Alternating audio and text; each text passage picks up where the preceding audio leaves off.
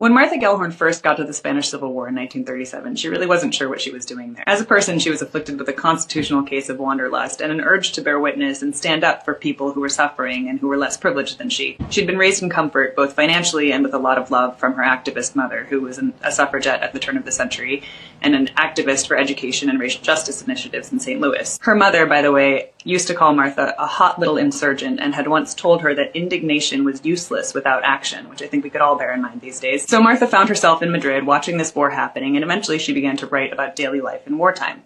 The bread lines, the hospitals, the grandmothers who were taking care of kids while the parents were off fighting. Gellhorn would go on to report from World War II and then from every big conflict in her lifetime, from Finland, China, Vietnam, Guatemala, and more. She didn't only write about war over her long career, but her literary war reporting really did change the game in a recognizable way. And the perspective and voice that she honed in Spain pervades all of her writing about war, which you can see in this book. She was always focused on the human impact of conflict rather than the machinations of armies or what the powerful men said was happening on the ground. She did not buy into what she called all that objectivity shit.